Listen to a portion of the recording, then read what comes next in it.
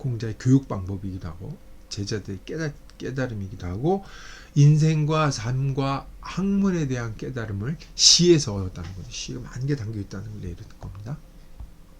근데 공자세까지 이랬어요. 근데 자 왕택 진갈 풍인 철체하니 춘추에는 관지하여 풍송구장 수작이위 빈영 토납이 성신문이라 채 초국 풍원즉 이소위자하고 시황멸전역 조선시로다. 역사라는 게 확실히 보이죠. 공자 때까지 됐는데 왕의 은혜가 끊어지면서 주나라 이후죠. 왕의 은혜가 사라지고 없어지면서 풍인을 뭐라 그래야 될지 모르겠습니다. 시를 짓는 사람들인데 시인뿐만이 아니죠. 이 풍이라는 건 이제 풍아송할 때 시경의 풍이죠. 백성들의 민요죠. 민요를 수집하는 사람들이 그 수집을 그만두고 원래 그 풍아송 시경이라는 것이 백성들이 백성들의 노래를 듣고 백성들의 노래를 들으면 내 정치가 어떤지를 알 수가 있다. 그래서 그 백성들의 민가의 정치의 득실이 반영이 됐다.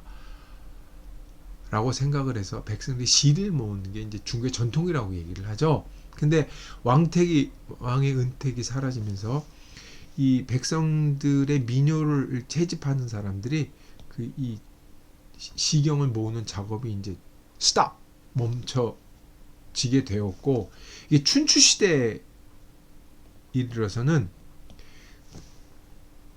외교로 사절들이 많이 다니니까 외교관이 이제 조정의 이제 중신이 유명한 사람이 외국에 가서 외교 언사를 직설적으로 하는 게 아니라 시를 탁 읊죠. 외교 언어로 쓰는 게 시경의 언어란 말이에요.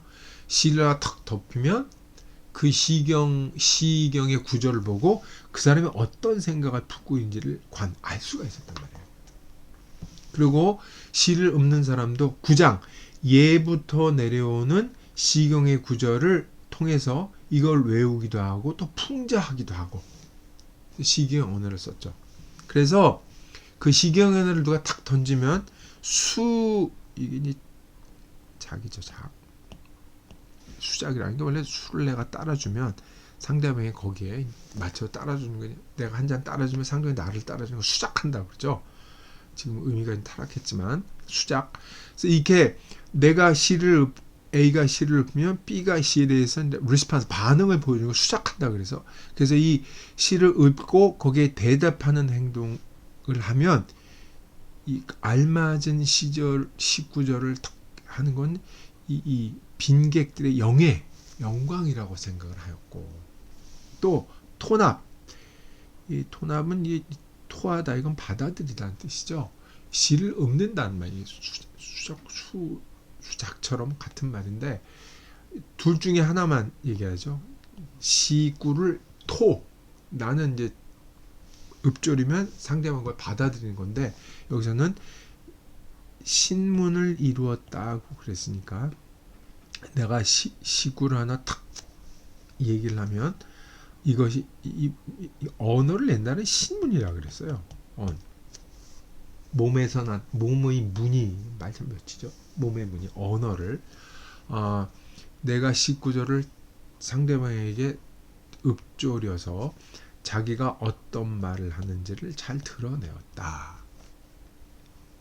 시경이 이렇게 쓰였다는 거죠. 이때까지만 해도 시경을 탁 주고받는 풍속이 남았었는데 이 초나라에서 풍자하고 원망을 하게 되는데 이르르니 구런지운 이소는 풍자하는 역할을 하겠다. 이 풍원이라는 건 이제 보통 이렇게 풍자를 동사로 보고 원은 이제 목적으로 보죠.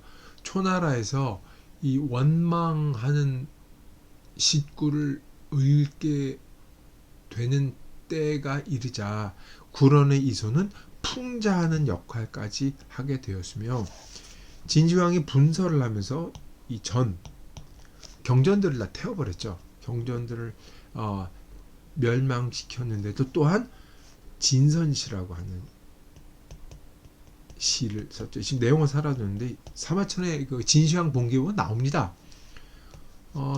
진시황 말기에 그 뭐라 그러죠? 그 하늘에서 운석이 떨어졌는데 그 떨어진 운석에다가 그 어느 백성이 거기다가 진나라가 망하고 진시황이 죽고 땅이 갈라질 것이다 라는 글을 새겨서 진시황이 그거를 범인을 잡으려고 색출을 하러 갔더니 사람들이 아무도 대답을 안 하고 복종하지 않길래 그 돌이 떨어진 주변에 있는 마을을 다 몰살시키죠. 진시황이. 근데 인심이 흉흉하니까 사람들에게 이 진선시란 시를 지어서 자기가 이제 천하를 돌아다니는 것마다 이 시를 외우고 시를 노래로 만들어서 부르게 했다는 얘기죠. 그 얘기가 이제 선시라고 얘기를 한 거예요. 그러니까 진시황과 같이 경전을 다 불태워버린 사람조차도 시는 지었다라고 얘기를 한 거예요. 그리고 이 초나라 같은 경우는 이소라는 새로운 시가 나타나서 시에 풍자하는 기능이 나왔다는 거죠. 원래 시경에도 풍자하는 기능이 있었지만 이소를 이 사람은 풍자하는 역할로 가장 크게 친 거죠. 그리고 진시황과 같이 이 경전을 다 없애버린 사람조차도 시를 지어서 시의 기능은 시가 지어지고 시가 어떤 역할을 하고 하는 것은 끊임없이 이어졌다는 얘기죠. 그래서 이 갈천시부터 진시황 통일대까지 얘기를 한 거죠. 그 다음에 당연히 한나라 때가 나오겠죠. 한나라 때. 그래서 뒤에 가면 한나라는 처음 사원의 형식을 시를 써서 아무개가 제일 유명했고 쫙 이제 시사를 정리를 합니다.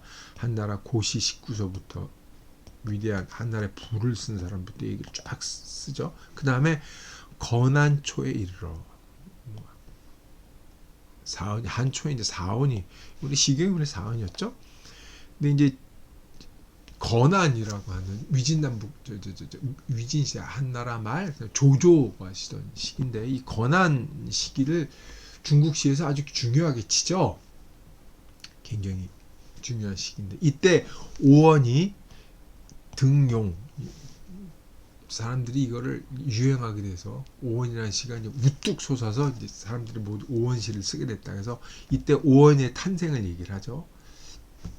그래서 이때 이후로 자기네 위진남북제 송나라까지 시사를 쫙 읊습니다. 중요한 작가들과 작품을 쫙 나열을 하죠. 이 부분이 좀 길어요. 유협이 이 부분을 읽고서 시에 관한 얘기를 했다는 걸 알 수가 있죠. 말씀드렸다시피 다 하면 너무 복잡하고 얘기가 논란이 될까봐 시에 관한 역사를 이렇게 개관을 하는 걸로 지나가도록 하겠습니다. 그 다음에 결론을 얘기하죠. 그러므로 포관열대의 정변지수 감이며 찰거동의의 강령지요 가명의라. 대꾸가 되죠. 면 이렇게 되죠. 하대면 동의면 이렇게 되죠. 약부 사원 정체이니 아윤위본이요 오는 유조이니 청려고정이라. 화실이 이용이니 유제소환이라. 결론을 맺는 겁니다. 그러므로 열대 지금 갈천시부터 남송까지 그 유송이라 그러죠. 남조시대 송. 그 여러 시대를 쭉 살펴보면 정변 인간의 감정이 변하는 트렌드죠. 트렌드. 인간의 감정이 변하는 그 시대의 추이를 거울처럼 확실히 볼 수 있고 여기에 무엇이 똑같은지 무엇이 다른지를 쫙 모아서 모두 쫙 모아서 들어보면 강령지로 그 시대를 주요 흐름의 핵심을 명확히 알 수가 있다. 이 사람이 시사 이게 이제 우리가 문학사니 역사니 하는 거죠. 공부하는 이유가 여기 다 있는 거죠. 왜 공부하냐? 포관열대하면 정변지수를 가감하고 찰거동이면 강령지호를 가명의다라고 할 수가 있죠. 이게 우리 말하는 역사의 효용이죠. 그러므로 정리를 하자면 4원과 5원이 이때만 이제 7원이 나오기 시작할 텐데 이 사람이 7원에 대한 얘기를 안 하고 있어요. 4원 같은 것은 정체, 클래식한 체죠. 규범이 되는 문체이니 우아함과 눈부심, 빛나는 모습이 근본이 되며 4원이고 5원 같은 것은 유존이죠. 5원은 4원이 흘러서 생긴 곡조, 시가 노래, 곡조라고 보기도 하고 이 유자에는 또 당시 유행한 뜻이 있어요. 두 가지 썼습니다. 5원은 4원에 생겨났기 때문에 그 흐름이 전통을 잇고 있다는 뜻에서 유이기도 하고 류자는 여기서 당시 유행한다는 뜻이에요. 5원이라는 그 변화된 곡조는 변화된 문체는 맑고 아름다움을 그 종주로 근본으로 삼으니 그 청녀가 종에 거하니 종료에 있으니 핵심에 있으니 화는 꽃이죠. 실은 열매죠. 열매와 꽃이 각각 쓰임이 다르듯이 재주가 있는 사람이 4원이나 5원이나 형식에 맞게 써서 자기가 편안하게 여길 뿐이다 이렇게 되는 거죠. 그러니까 이 사람은 4원이 클래식이고 4원의 미학적 기준을 아와 윤으로 본 것이고 5원을 그 4원이 변한 것이지만 이것의 청려를 미학적 기준으로 삼은 거죠. 본이고 종이고 같은 뜻이죠. 그러니까 열매와 꽃은 쓰임이 아름다움이고 열매는 내용이고 핵심이고 이 두 개 다 필요가 같다고 얘기하는 거예요. 화와 실이 다 필요하듯이 어느 것에 따라서 자기 4원이냐 5원이냐 그 재주에 맞게 자기가 이걸 알맞게 쓰면 그에 대한 작품이 나올 것이다 라고 하면서 이제 정리를 하고 있는 거죠. 여긴 7원이 지금 등장하고 있는데 7원을 이제 이 사람이 눈길을 덜 준 게 조금 문제이기도 하고 또 하나의 문제점은 여기서 쭉 얘기를 하면서 중국 역사에서 가장 위대한 시인 중에 하면 도연명의 사람이 언급을 안 했어요. 이게 참 희한한 일인데, 그죠? 도연명은 되게 일상적인 시를 술이나 가난이나 자기 자식들에 대한 괴로움 같은 이런 것들의 시를 써서 시의 새로운 세계를 열었는데, 이게 이제 안 들어온 게 너무 신기하죠. 그건 아마 남송이라는 게 귀족주의적 경향, 화려하고 수식이 많은 시가 유행하다 보니까 거기에 포착이 되기 힘들게 아니었을까 이런 생각을 합니다. 도연명이라는 시를 안 쓴다니 너무 놀라운데 생각해보면 놀라울 게 없을지도 모르죠. 여기 역사에 대한 얘기를 했는데 포관열대 정변지수 가감 찰거동이니까 포관열대며 찰거동이는 우리가 역사를 볼 때 흔히 방법론으로 얘기를 하는 거죠. 방법론을 잘 구사를 하면 결론은 정변지수를 알 수가 있고 강령지요를 명확하게 알 수 있다고 얘기를 하지만 역사가 모든 걸 포괄하진 않아요. 모든 걸 포괄할 수도 없습니다. 그리고 역사는 실체일 수도 있고 아닐 수도 있어요.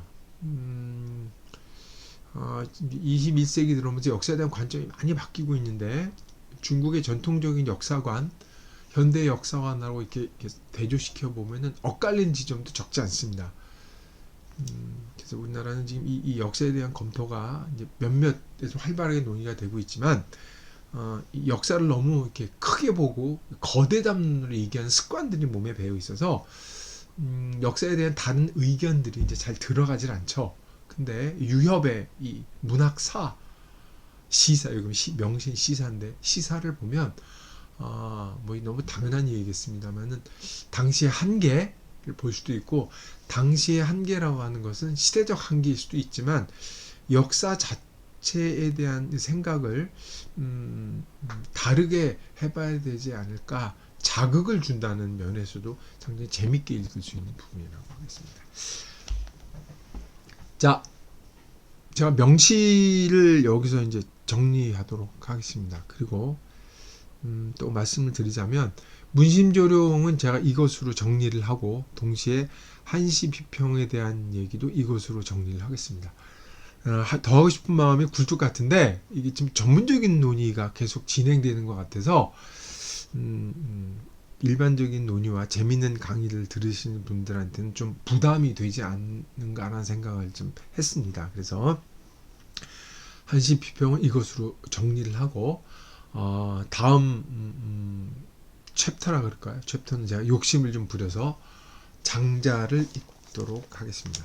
장자 워낙 좋아하는 책이기도 하고 어려운 부분도 많긴 하지만 다음 시간부터는 장자를 읽으면서 여러 선생님들과 새로운 만남을 갖도록 하겠습니다. 어쨌든 뭐 저는 보람이 컸지만 들으신 분들 참고 들어주시고 어려운 얘기를 경청해 주셔서 감사하다는 말씀을 올리겠습니다. 고맙습니다.